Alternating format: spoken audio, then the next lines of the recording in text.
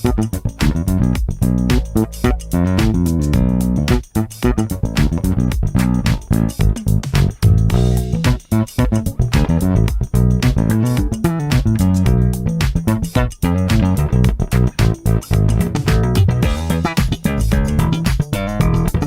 tal? ¿Cómo le va? Muy, pero muy buenos días, muy buenas tardes, muy buenas noches. Bienvenidos a nuestro programa, como siempre, nuestros módulos que hacemos en nuestro PNM, por un norte mejor, con datos, con estadísticas, con información, con actualidad y con notas, naturalmente, como establecemos nuestra forma de trabajo, ¿no? Un tema tal vez no recurrente, tema tal vez no instalado, y las pocas veces que se instala no de la mejor manera. Considero para mi humilde entender en lo que hace a reforma judicial. Reforma judicial. ¿Quién no está de acuerdo con esto? Bueno, estamos evidentemente ante la necesidad imperiosa de contar con una reforma judicial. De hecho, hay y hubo proyectos, impulsos para reformar, pero claro, estamos enfrente del único poder aristocrático que tiene la Argentina, y es muy difícil avanzar sobre esto que entendemos una rémora de la aristocracia para, para nuestros tres poderes, ¿no? Y dentro de esa reforma judicial hay un título que hace mucho ruido a algunos, que se llama la democratización del poder judicial. ¿Y qué significa esto? ¿Cuál es el objeto, el análisis y de dónde se explica en definitiva la necesidad de esta reforma y esta particular reforma? Porque puede haber un montón de reformas. En este país particularmente, y esto lo vengo viendo en los últimos años, quienes proponen reformas son precisamente aquellos que están en contra, han estado en contra toda la vida, los poderes conservadores. Hoy se está hablando de muchas reformas, desde un gobierno nacional y de un gobierno provincial, que en muchos aspectos cuesta mucho diferenciar a uno de otro, ¿no? Básicamente en lo que hace a la cuestión económica. Yo lo tengo a Gabriel Ganón, que es ex defensor en la provincia de Santa Fe, un cargo, una dignidad dentro del contexto jurídico. Hablar sobre estas cuestiones. Le damos la bienvenida, muchas gracias por atendernos y pedirle que nos amplíe, en tal caso, en qué consiste, según su criterio, su análisis, objeto de esta necesidad de llevar adelante una reforma judicial con este título, la democratización del Poder Judicial. ¿Qué tal, Gabriel? ¿Cómo te va? Buenas tardes. ¿Qué tal? Buenas tardes, ¿cómo están ustedes? ¿Cómo les va a todos? Muy bien. Bueno, creo que esta es una de las grandes deudas que tiene nuestra democracia, ¿no? Esto que estabas hablando vos recién de la democratización de la administración de justicia. Exacto. Pero ¿con qué tiene que ver esto? ¿Qué hablamos cuando hablamos de democratizar la administración de justicia? Cuando hablamos de democratizar la administración de justicia, de lo que estamos hablando es tratar de restablecer el vínculo que está absolutamente roto de conexión entre la ciudadanía y este poder del Estado, que es el poder del Estado que tiene a su cargo el administrar la justicia, en decidir sobre la vida, la libertad, la propiedad de todas y todos los ciudadanos de la provincia de Santa Fe y de la Argentina. ¿Y por qué ese vínculo está roto? Porque bueno, es un vínculo que en realidad no existe, porque la verdad que el pueblo es el convidado de piedra esencial en la construcción de la legitimidad de quienes integran la administración de justicia. El pueblo no participa de ninguna manera ni en la selección de jueces, fiscales y defensores, y así como no participa en la selección de jueces, fiscales y defensores, tampoco participa en el cuestionamiento o en los procedimientos de rendición de cuentas o en la destitución de estos jueces, fiscales o defensores que no llevan adelante bien su tarea. O sea, el pueblo está ausente. No participa en la construcción de las decisiones que estos poderes del Estado, este poder del Estado lleva adelante, y tampoco participa en la selección, en la elección de los jueces, fiscales y defensores. Por eso creo que es una una de las grandes deudas de la democracia, democratizar este poder que, como bien lo decías vos, es el único poder que mantiene formas aristocráticas, ¿no? Tal cual. Que siguen siendo los delegados del rey. O sea, en la colonia, ¿quién designaba los administradores de justicia? Bueno, en la colonia los administradores de justicia lo designaba el rey a través del virrey. Mm. Y esto en nuestro territorio se sigue manteniendo, porque si bien no los designa el rey, porque nos independizamos del Reino de España en 1810, son designados de una manera en la que el pueblo sigue estando ausente. Estaba ausente en la época de la colonia y sigue estando ausente ahora en los procedimientos de selección y no participa en la construcción de las decisiones judiciales. ¿Cómo se podría democratizar?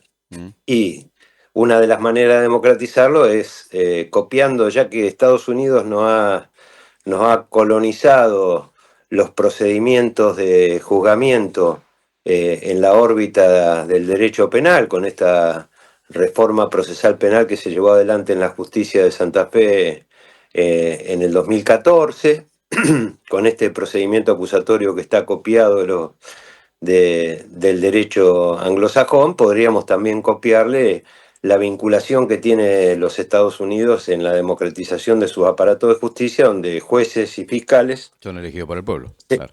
son elegidos por el pueblo y además el pueblo participa en la toma de decisiones porque todos los juicios civiles y penales son llevados adelante por jurados, ¿no?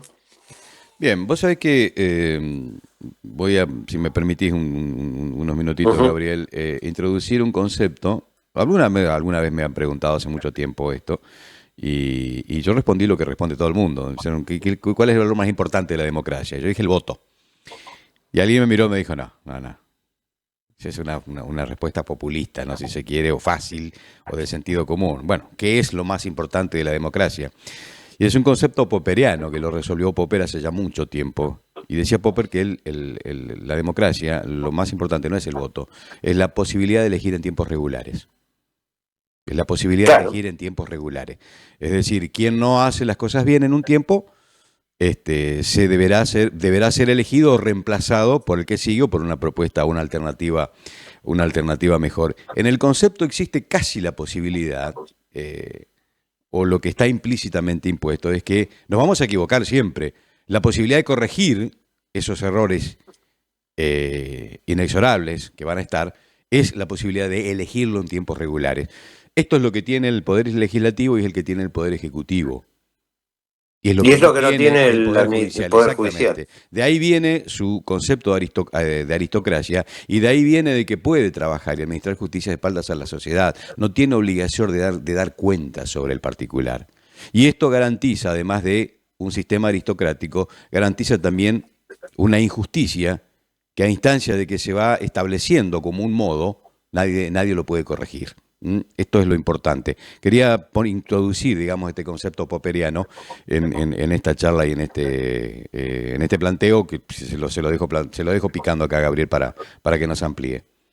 Yo creo que es totalmente así, ¿no? O sea, si vos analizás a ver de qué manera le rinden cuentas al pueblo los fiscales y jueces y defensores en en la provincia de Santa Fe o a nivel sancional, pues de ninguna manera, porque si hacen mal su trabajo, el pueblo no participa tampoco en cuestionar cuando hacen Mm. mal su trabajo. El pueblo puede hacer manifestaciones, quejarse, hacer marchas contra la injusticia, reclamar por la justicia, pero mucho más allá de eso no puede ir porque no puede participar jamás en como te decía hoy al comienzo, ¿no? En la selección y en la destitución de aquellos que llevan adelante la tarea de administrar justicia. Entonces, como decías muy bien vos recién, pueden seguir fallando de espaldas al pueblo porque el pueblo en definitiva no les puede hacer rendir No cuentas. tiene herramientas para poder hacerlo, ¿no? No tienen ninguna herramienta porque, y además tienen cargos que son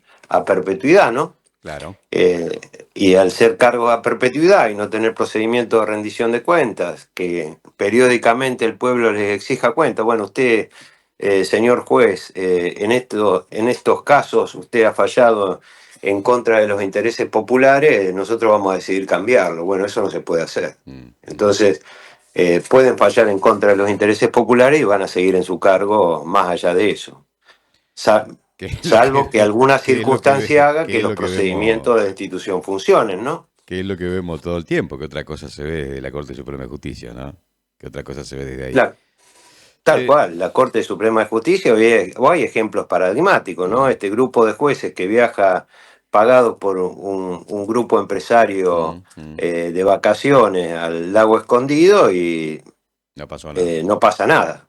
Un caso Stornelli, un fiscal que se graban conversaciones telefónicas de ese fiscal donde conversa con otra persona para que esa otra persona le coloque droga en la valija al marido de su ex esposa para que quede detenido, sigue en funciones, y el fiscal Stornelli. Sí, y cómo lo corremos al fiscal Stornelli de su función, y el señor fiscal Stornelli sigue ocupando su cargo, y nosotros como ciudadanos no podemos utilizar ningún procedimiento para hacerle rendir cuentas. Ni a los ministros de la Corte, ni a los jueces de circuito, ni a los jueces de primera instancia, ni a los jueces de Cámara, ni a los fiscales, a nadie. Gabriel, ha ido y se vienen grabando vaivenes en el contexto de la política, y uno de los caballitos de batalla siempre es la corrupción, siempre es la corrupción. Se ha hecho de esto para mí un negocio, ¿no? Y lo que digo siempre es que si hay un chorro suelto, un delincuente suelto, es porque hay un juez corrupto. Cuando se publica la cara del corrupto, pero nunca se habla del juez, que es responsable de que ese señor tenga impunidad. Caso Vicentín, por decir algún caso, ¿no? Con una mejor justicia, yo estoy absolutamente convencido que los niveles de corrupción en este país van a bajar considerable y notoriamente. Pero teniendo una justicia que funciona del modo que funciona, que no rinde cuentas a nadie, va a ser muy difícil. Y termina siendo, lamentablemente, la justicia parte de esa corrupción, cuando no la que la prodiga, ¿no? No, yo creo estoy totalmente de acuerdo con vos. Creo que, bueno, todo parte de esa raíz, ¿no? De la ausencia de procedimientos de rendición de cuentas, claro, respecto de los integrantes de la Administración de Justicia. Entonces, vos citabas el caso de Vicentín. ¿Cómo hacemos nosotros que los jueces y los fiscales que intervinieron o intervienen en el caso Vicentín nos rindan cuentas? Si no nos rinden cuentas. ¿Cómo hacemos para que nos rindan cuentas? ¿Podemos sacarlo de su función? O sea, vos al gobernador, si no te gustó cómo fueron sus años de gobierno, lo podés sacar. A los legisladores, si no te gustó cómo llevaron adelante su tarea, con el voto lo podés sacar. En cambio, a los jueces y fiscales no lo podemos sacar. Y fíjate vos qué paradójico, ¿no? Estados Unidos nos trae un proceso acusatorio, pero no nos habla de la democratización de la justicia, justamente porque no quiere que sea democratizada la justicia, y no quiere que nosotros en los márgenes tengamos procedimientos adecuados de rendición de cuentas para quienes administran justicia. Entonces antes claro, utilizaban el aparato militar para sostener sus intereses, y hoy utilizan el aparato judicial para sostener sus intereses, y por eso no quieren que existan procedimientos de rendición de cuentas para ese aparato judicial. Por eso es paradójico, y yo decía que siempre, como decían, como dice el pueblo, ¿no? Para que aparezca el dueño hay que pegarle al chancho. Y en esto, sobre el dueño y la colonización que en estos últimos 30 años ha hecho sobre la cabeza de quienes administran justicia en todo nuestro territorio, es paradigmático este ejemplo de México, que México quiere llevar adelante una reforma de democratización de su administración de justicia para copiar el modelo norteamericano de que jueces y fiscales cada 4 años vayan a elecciones, y en esas elecciones se pongan la camiseta de su partido. Y el primero que sale a criticar esta reforma que impulsa el gobierno de Morena es el embajador norteamericano de Estados Unidos, ¿no? ¿Por qué sale el embajador de Estados Unidos con esa voz crítica a cuestionar este procedimiento que ellos lo tienen en todo su país? Bueno, pues básicamente por eso, porque quieren seguir contando con ese poder aristocrático y que responde en definitiva a sus intereses, ¿no? Y que está formado con esos intereses. Gran parte de deudas impagables y legítimas no se habrían construido, no se habrían legitimado, valga la contradicción, si tendríamos una justicia que funciona, ¿no? La primera que debió haber salido muchas veces a decir, muchachos, esto no se puede pagar, esto es una deuda ilegal, debió haber sido la justicia. Bueno, se pronunció un montón de cosas, en esas cosas no. De esas cosas la justicia. En esas cosas no se va a pronunciar en la medida que no podamos conseguir democratizarlo. Exactamente. ¿Cómo entendés, Pablo, Gabriel, que se puede llegar a instaurar un proceso conforme a elegir? Porque la gente sabe cómo se elige un intendente, un diputado, supongo yo que sabrá cómo se elige un diputado, un senador, pero digo, proponerle esto, a ver, elegir juzgado, elegir juez, elegir fiscales, ¿cómo sería un método, digamos, práctico como para que la gente no estaría eligiendo un proyecto de región, un proyecto de ciudad? Estaría eligiendo una cosa que no entiende muy bien cómo funcionaría. ¿Cómo entendés vos que se podría facilitar en términos prácticos la posibilidad de que la gente se pronuncie y que al mismo tiempo facilite, digamos, tener un poder judicial un poco más democratizado y un poco más cerca de la gente? La verdad que instalar un mecanismo a través de los partidos políticos, de selección popular de los integrantes de la Administración de Justicia es algo que requiere de mucho consenso y de mucha discusión y de una reforma constitucional, ¿no? Tendríamos que tener un consenso en reformar la Constitución para poder llevar adelante este tipo de procedimientos. ¿Es menesteroso una reforma constitucional? Sí, para que los jueces sean elegidos por el voto popular necesitaríamos una reforma constitucional. Ni la Constitución de la provincia de Santa Fe ni la Constitución Nacional prevén este procedimiento como procedimiento de selección de magistrados. A nivel federal vos tenés el Consejo de la Magistratura. Podríamos empezar con una reforma, que esto sí se puede hacer por ley, con una reforma de la forma de integración de ese Consejo de la Magistratura y empezar a habilitar ahí la participación popular. Pero bueno, ahí te vas a encontrar con muchos obstáculos porque las corporaciones judicial y de abogados van a ser uno de los primeros que se van a oponer a este intento de democratización. Yo me acuerdo que durante el gobierno de Cristina Fernández se llevó adelante una reforma democratizadora de la Administración de Justicia en la que el pueblo iba a terminar participando en la selección de los integrantes, por lo menos en la selección de los integrantes del Consejo de la Magistratura. Y esta reforma fue declarada inconstitucional por la Corte. Así que no sería muy fácil, pero creo que tenemos que empezar a discutirlo, que tenemos que empezar a discutir cómo conseguimos que jueces, fiscales y defensores no tengan perpetuidad en sus cargos y cómo conseguimos que jueces, fiscales y defensores tengan procedimientos adecuados de rendición de cuentas que hoy al fin y al cabo no los tienen. Creo que esa es la gran discusión. Tenemos que, ¿son un poder del Estado? Bueno, ese poder del Estado tiene que rendir cuentas a la ciudadanía porque tiene que construir un lazo nuevo con la ciudadanía, tiene que construir credibilidad con la ciudadanía y por eso tiene que ser democratizado porque hoy no tiene ningún lazo de conexión con la ciudadanía y por eso es uno de los poderes que menos legitimidad tiene. Y creo que es una discusión que debemos darnos y la debemos profundizar. Espero que la próxima propuesta de reforma que venga no venga del lado de los conservadores de siempre, ¿no? Porque esa reforma no me gusta. Gabriel Ganón, le agradezco mucho el contacto. Un abrazo. No, te agradezco mucho a vos.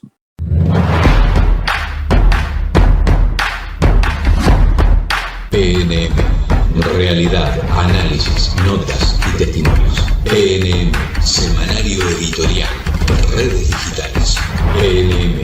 Con Uber Crecol.